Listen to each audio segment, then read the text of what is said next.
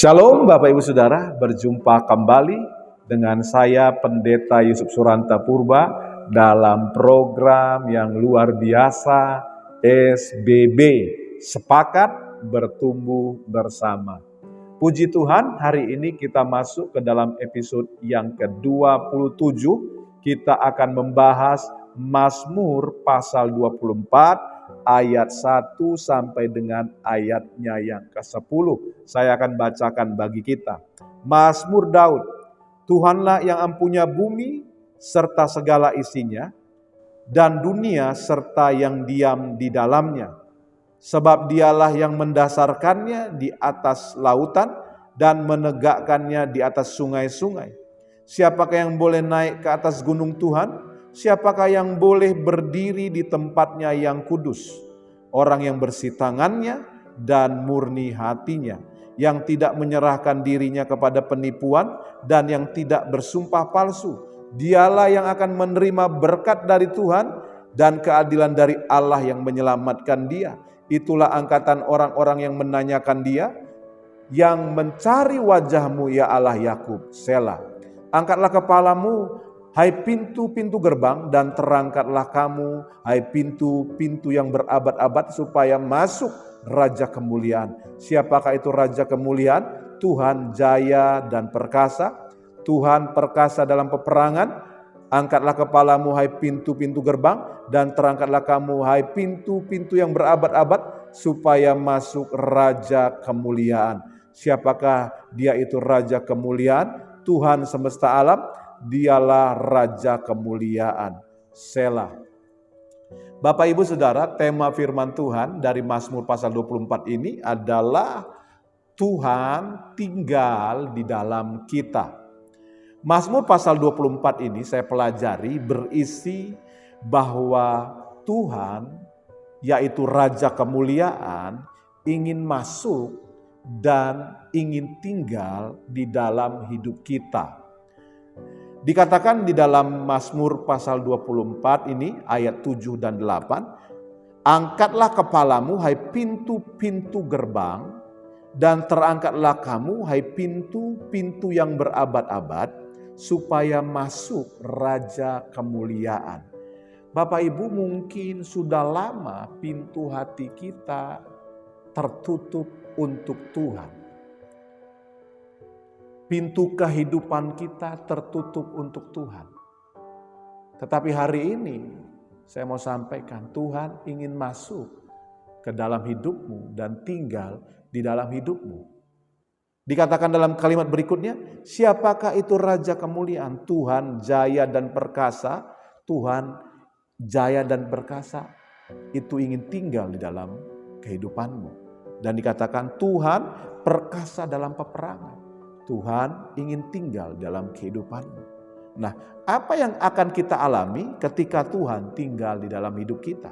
Dari Mazmur pasal ke-24 ini saya lihat ada 3 hal yang akan terjadi, yang dikerjakan oleh Tuhan ketika Tuhan tinggal dalam kehidupan kita. Yang pertama, membuat kita menyadari bahwa semua yang kita miliki itu adalah milik Tuhan. Kita lihat di dalam ayat 1-2 dikatakan oleh pemazmur, Tuhan yang empunya bumi serta segala isinya, dan dunia serta yang diam di dalamnya, sebab dialah yang mendasarkannya di atas lautan dan menegakkannya di atas sungai-sungai. Pemazmur mengakui bahwa segala yang ada di bumi, segala yang ada di dunia, yang diam di dalamnya, itu adalah milik kepunyaan Tuhan.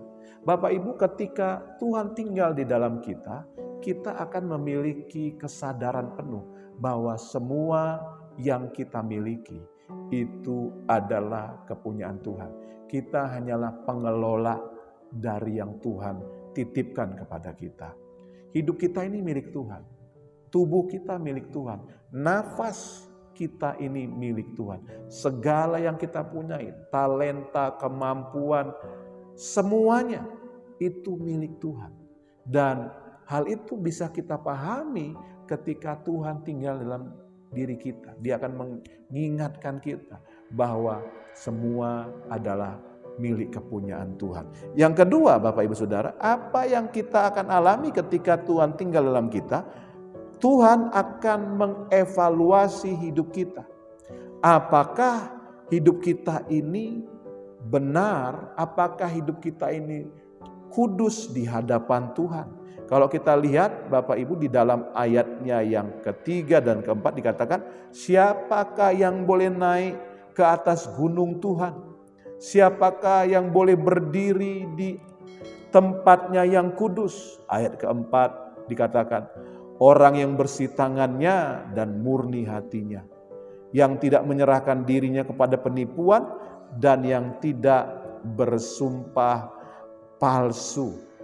Ketika Tuhan ada di dalam kita, tinggal dalam kita, Bapak Ibu Saudara, Tuhan akan mengevaluasi kita setiap hari. Mengingatkan kita untuk hidup berkenan, untuk hidup takut akan Dia, untuk hidup suci. Ya, karena tiap hari Tuhan akan mengevaluasi kita. Kita akan diubah setiap hari menjadi serupa dengan gambaran anaknya, yaitu Yesus Kristus. Dan itu dikerjakan dari dalam kita, karena Dia tinggal di dalam kita. Karena saya percaya orang yang Tuhan tinggal dalam kehidupannya, hidupnya semakin hari semakin berkenan kepada Tuhan, semakin hari semakin kudus.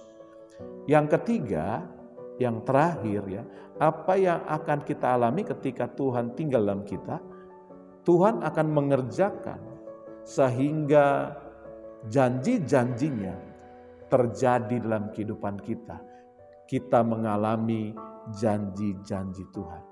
Umat yang berkenan kepadanya akan mengalami berkat Tuhan, berkat keadilan, berkat keselamatan yang datang dari Tuhan. Karena itu Bapak Ibu Saudara, izinkan Tuhan masuk ke dalam hidup kita, bertahta dan tinggal dalam kehidupan kita. Dan saya percaya kita akan menjadi pribadi yang diubahkan oleh Tuhan. Saya akan akhiri dengan sebuah quotes yang bunyinya seperti ini. Ketika Tuhan tinggal dalam kita, kita akan menjadi pribadi yang rendah hati, kita akan menjadi pribadi yang hidup benar, dan kita akan mengalami janji-janji Tuhan karena Tuhan bekerja melalui dan di dalam kita. Kiranya kebenaran firman Tuhan ini memberkati kita semua.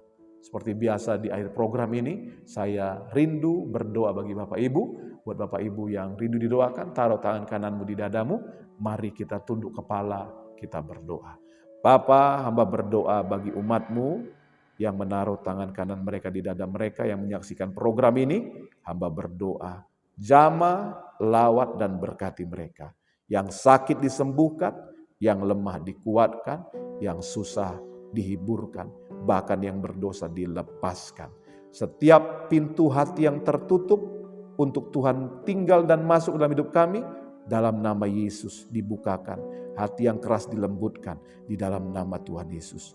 Terima kasih Bapa, kami sudah berdoa dalam nama Yesus. Haleluya. Amin. Bapak Ibu Saudara, kita sudah berdoa, percaya bahwa doa orang benar besar kuasanya. Alami kebaikan dan kemurahan Tuhan. Tetap semangat, tetap sukacita. Salam sepakat.